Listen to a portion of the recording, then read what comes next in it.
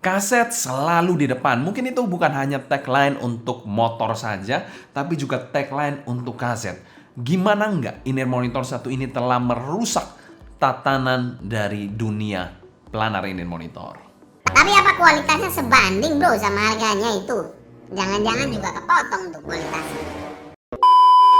Biar nggak penasaran, bumper dulu.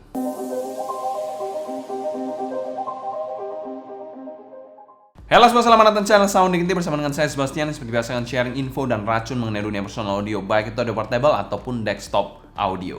Produk kaset kali ini tidak kalah menggila. Bagaimana tidak, mereka merilis sebuah in-ear monitor planar yang jauh lebih murah daripada line up sebelumnya, yaitu line up dari PR Hi-Fi, Balance ataupun PR1 Pro. Kalau zaman PR1 dulu mereka rilis in-ear monitor planar dengan harga 1 jutaan, mungkin 800 ke atas sampai 1 jutaan. Kali ini lebih gila lagi, mereka merilis in-ear monitor planar mereka yang terbaru dengan kolaborasi dengan HBB juga, dimana harganya cuma 600 sampai 700 ribuan. Itu harga yang mind blowing banget. Dimana mereka juga menggunakan planar tulen, jadi bukan planar-planaran, mereka menggunakan real planar dengan impedance 15 ohm dan sensitivitas 94 dB. Yang perlu diperhatikan yaitu sensitivitasnya cukup rendah, jadi ada baiknya kalau kalian gunakan in-ear monitor ini dengan dongle atau ya minimal powernya proper lah. Saya rasa smartphone tidak terlalu proper untuk powernya. Dan kita mau thanks berat untuk Kaset Internasional telah mengirimkan jauh-jauh in-ear monitor ini untuk dapat kita review. Dan keseluruhan review in-ear monitor ini adalah opini independen saya, jadi tidak ada pengaruh dari manapun. Dan untuk link pembelian saya taruh di kolom deskripsi di bawah ya. Mungkin kalian mau lihat-lihat dulu speknya atau bagaimana, atau mungkin kalian berpikir untuk check out, langsung aja linknya di bawah ya. Untuk packagingnya dari PR2 ini pernah kita bahas di video terpisah, kalian bisa cek aja di link di atas. Untuk kelengkapannya sendiri tidak berbeda dari kaset-kaset pada umumnya. Yang membedakannya dia mungkin berbeda dikit. Dari kelengkapannya itu dia memberikan air tips, foam tips. Hanya itu aja sih, dan itu pun satu pasang aja. Selain itu sama seperti kaset-kaset lainnya. Untuk sensasi unboxingnya juga boring aja. Ya walaupun kelengkapannya ada upgrade sedikit dibandingkan kaset-kaset konvensional. Dan secara umum kami berikan skor B aja sih untuk packagingnya. Selanjutnya kita bahas build quality dari kaset PR2 ini. Oke, untuk build quality dari kaset PR2 ini memang tidak terlalu beda jauh dengan PR1 sih sebenarnya kalau dari segi housingnya sendiri yang pernah kita review juga. Oke sih, terasa tidak terkesan kopong. Buildnya cukup premium lah untuk kelas-kelas kaset, karena biasa kaset yang murah-murah itu terkesan kopong, ini enggak. Karena memang juga planarnya besar sih di dalamnya. Tapi tetap aja ini berbahan plastik. Housing dalamnya berbahan plastik seperti ini yang transparan. Ada satu venul di dekat sini, kalian bisa lihat sendiri. Dan ada lubang juga cukup besar, lubangnya di dekat nozzle-nya, di dekat pinnya seperti ini. Jadi ada lubang-lubang. Motifnya agak sedikit berbeda dengan kaset PR1 seingat saya. Di sini ada tulisan kaset HBB. Jadi ini memang adalah in-ear monitor kolaborasi. Sedangkan untuk nozzle-nya kalian bisa lihat di sini diameternya cuma 4,5 mm ke atas kalau saya tidak.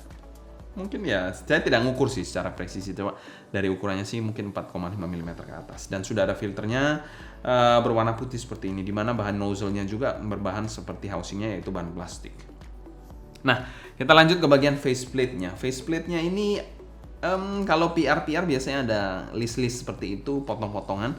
Ini nggak ada, straight aja turun ke bawah semua.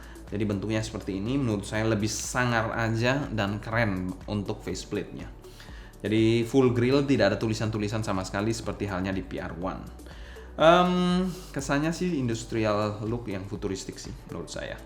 Lalu kalau kita ke bagian kabelnya ini dual pin 0,75 mm detachable tipe C KZ, di mana kaset sudah sangat familiar lah dengan kabel-kabel seperti ini.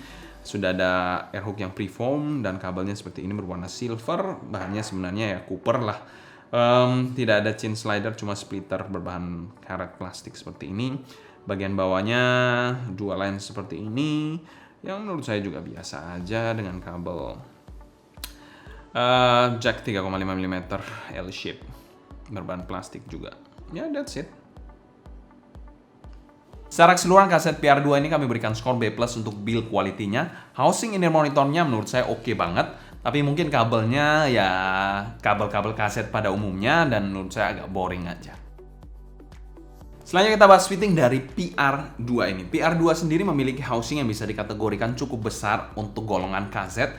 Ya jelas saja karena dia menggunakan planar driver. Karena planar driver lebih membutuhkan space jika dibandingkan dengan dynamic driver. Di sini disclaimer kita menggunakan silicone air tips yang ukuran M dan untuk pemakaian sendiri adalah over ear, regular fit seperti ini.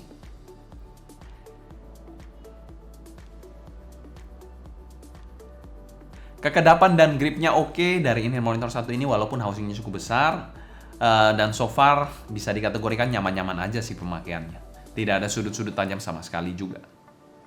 Dan secara fitting kami berikan skor B untuk fitting dari PR2 ini.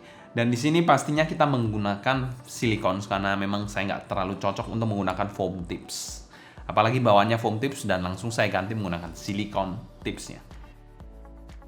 Selanjutnya kita bahas sound quality dari kaset PR2 ini. Arah suara dari PR2 ini bisa dikategorikan neutral mild V sedikit. Jika dibandingkan dengan kakak-kakaknya yang sebelumnya, in-ear monitor satu ini memang tidak se-V atau tidak seagresif kaset PR sebelumnya lah, PR1 sebelumnya, baik itu Pro, HiFi ataupun Balance. Dia ada lebih neutral dikit. Dan in-ear monitor ini perlu diperhatikan karena dia juga planar, selain itu juga sensitivitasnya cukup rendah. Itu perlu diperhatikan karena kalian butuh power yang lebih juga di situ. Oke, bagian yang paling penting yaitu bagian suaranya. Bagaimana sih suara dari kaset PR2 ini? Mungkin kalian bertanya-tanya kan bagaimana suaranya. Untuk bagian bass dari in-ear monitor satu ini, bassnya masih khas planar yang padat berisi, namun sensasinya itu agak tajam dan cepat untuk bagian bassnya. Dengan impact yang tidak terlalu besar, namun tetap megah terasa, dan juga punch yang cukup dalam. Bassnya jelas rapi dan bersih, ya memang bass khas planar, tapi tidak ada kesan decay-nya, neutralness seperti dynamic driver. Jadi itu perlu diperhatikan untuk bass tekstur, terutama tekstur bass dari in-ear monitor planar ataupun balance armatur memang tidak bisa mereplikasi tekstur dari dynamic driver. Mungkin balance armatur ada yang bisa, kalau yang mahal banget itu bisa, tapi memang tidak 100% juga. Mirip-mirip, tapi tidak se-neutral itu juga. Secara kuantitas memang agak condong ke neutral untuk bagian bassnya dan bukan yang territorial super bass head banget in-ear monitor satu ini. Untuk bagian mid-nya di sini bisa dikategorikan mid yang clear dan precise, male vokalnya sedikit kurang tebal dengan artikulasi yang jelas banget dan emosi yang agak kurang. Mungkin itu juga khas planar lah, jadi ya menurut saya agak kurang aja di situ. Female vokalnya shining banget dan berbobot. Dengan artikulasi yang jelas, dinamika yang luas serta lepas banget untuk female vokalnya. Sangat terkontrol, tidak terkesan agresif juga di sini. Untuk shoutnya sendiri ada tendensi, tapi tidak sampai shouty sih, jadi itu good thing, tapi ada tendensinya. Selain itu untuk presentasi instrumennya juga lively dan lepas banget. Untuk bagian treble-nya ini masih sama seperti PR1. Treble-nya terkesan cukup bright dengan kesan cering yang mentah, raw banget, dan asik banget. Cukup terasa maju dan intens untuk bagian treble-nya. Jadi bukan yang mendem-mendem klub, tapi masih bisa dinikmatin. Jadi bukan yang aut-autan seperti kaset-kaset zaman Dark Age, enggak. Ini treble-nya masih bisa dinikmatin banget. Dan tidak sampai fatiguing ataupun ada peak yang mengganggu di sini. Ekstensinya juga bagus dengan detail yang oke banget di in-ear monitor satu ini. Selain itu untuk sibilance-nya masih cukup aman di in-ear monitor satu ini, thanks God. Oke, untuk tonalitas dari PR2 ini salah satu planar yang saya lihat dari value-nya juga mantep banget di kelas harganya dan kami berikan skor A- untuk tonalitasnya. Yang paling oke dari jajaran PR menurut saya PR2 ini. Walaupun kakak-kakaknya lebih mahal dan terkesan mungkin lebih premium kabelnya, tapi ini menurut saya tuningnya better. Selanjutnya kita bahas teknikalitas dari PR2 ini. Presentasi dari PR2 ini bisa dikategorikan presentasi yang tegas dan juga lively banget suaranya.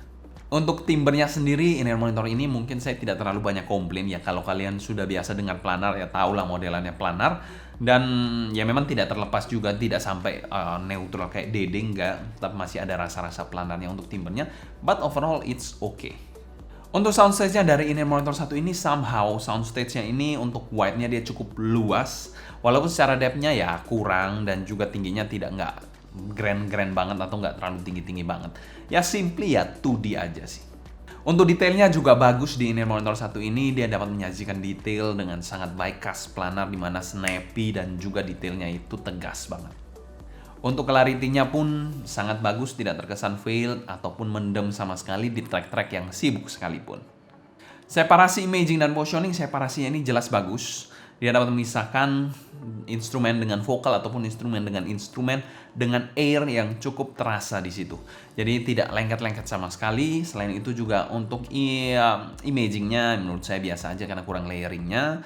Lalu untuk positioningnya cukup pinpoint dan cukup precise di sini.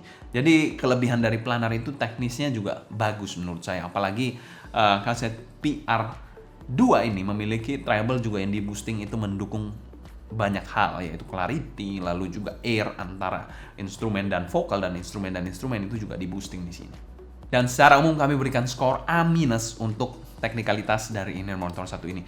Kalau dibandingkan dengan Inner Monitor under 1 jutaan, planar jelas top tier kalau untuk teknikalitas, apalagi di boosting di bagian treble-nya dikit. Selanjutnya kita bahas pro dan cons dari Inner Monitor 1 ini. Cons-nya dari Inner Monitor 1 ini jelas packaging-nya boring dan itu sudah saya katakan berkali-kali. Mungkin kalian juga bosan, saya pun juga bosan. Untuk pro-nya, build-nya, terutama bagian housing-nya, grill-nya ini saya suka banget dari Inner Monitor 1 ini. Untuk pro keduanya yaitu SQ-nya ini matang banget menurut saya. Bahkan saya lebih prefer ini jika dibandingkan dengan PR-PR yang pernah dirilis sebelumnya. Kalau CCA PLA 13 sudah buang jauh-jauh. Kalau PR-PRan mungkin saya paling suka PR1 Pro, tapi kalau ada PR2 ini mungkin saya lebih suka PR2 sih dibandingkan PR1 Pro. Dan untuk value for money-nya dari Inner Monitor 1 ini kami masukkan pada kategori good value dan kami berikan skor A solid. Kesimpulan, kolaborasi yang menarik lagi antara KZ dan juga HBB. Tapi kali ini bukan hanya membuat Inner Monitor ini sebagai raja planar termurah, tapi juga planar yang memiliki value yang sangat bagus. Tapi perlu diperhatikan, karena dia Inner Monitor planar dan juga sensitivitasnya rendah, perlu power untuk di drive. Mungkin sekian dulu untuk cerita saya mengenai PR2 ini. Kalau kalian suka, jangan lupa subscribe, klik tombol like, follow Instagram, TikTok, and Discord kita @sounddignity agar kalian tidak ketinggalan update terbaru mengenai dunia portable dan desktop audio. Kalau kalian ada pertanyaan seputar PR2 ini, tulis pertanyaan kalian di kolom komentar di bawah ya. Mungkin sekian dulu untuk video kali ini. Saya Sebastian dari Sound Dignity. Pamit undur diri, sampai jumpa di video berikutnya. Happy listening, stay healthy, and ciao.